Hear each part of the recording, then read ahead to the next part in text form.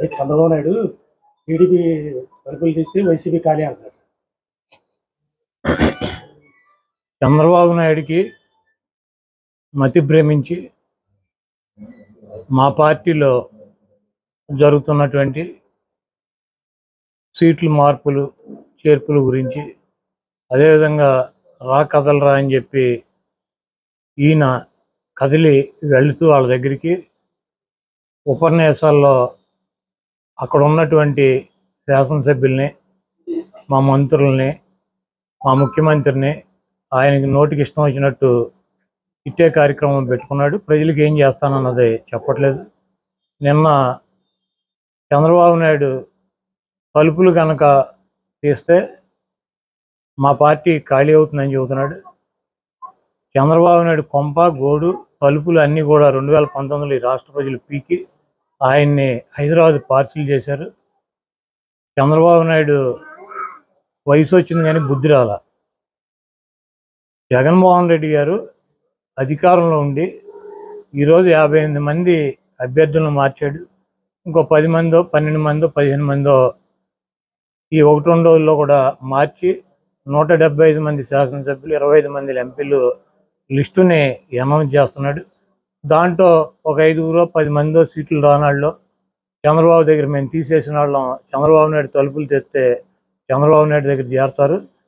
రేపు పవన్ కళ్యాణ్ చంద్రబాబు నాయుడు అలయన్స్లో ఎవడు తీసుకుంటాడు, ఏ సీట్లు ఎవరు తీసుకుంటారు, ఎవరి సీట్లు ఎక్కడ ఏ అభ్యర్థులను ప్రకటిస్తారో చెప్తే చంద్రబాబు నాయుడు కొంపనే, జనసేన కొంపనే ఆ అభ్యర్థులు ఆ పార్టీనే తగలెట్టేటువంటి పరిస్థితి ఉంది.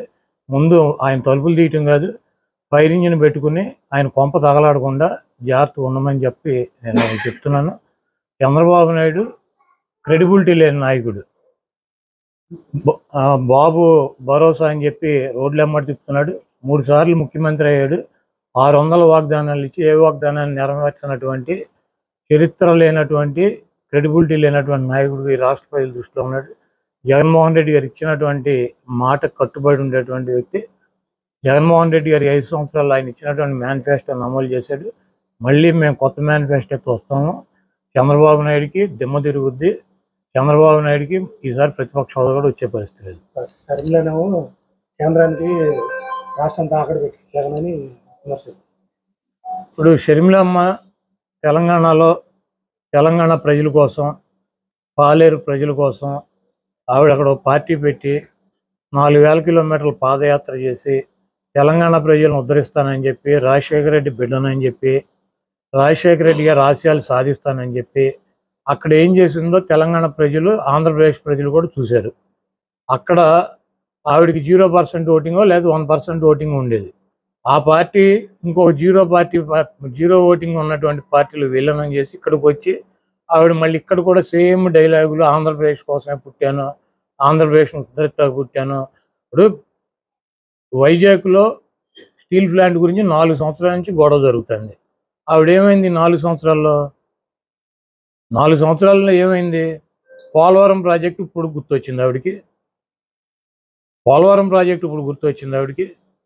ఇవన్నీ కూడా రాజకీయంగా ఏదో రకంగా ఒక పదవిలోకి రావాలని చెప్పి కాంగ్రెస్ పార్టీ ప్రాపకం కోసం జగన్మోహన్ రెడ్డి గారి మీద నిందలేస్తూ తిరుగుతుంది. ఆవిడ పార్టీ కోసం కష్టపడ్డాను, పార్టీ కోసం ఇది చేశాను, అది చేశానని చెప్తుంది.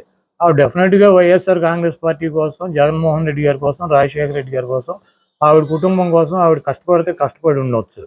అయితే ఆవిడ 2014కు ముందు 2012లో జగన్మోహన్ రెడ్డి గారు జైలుకి వెళ్ళినాక సెప్టెంబర్లో పాదయాత్ర చేసింది.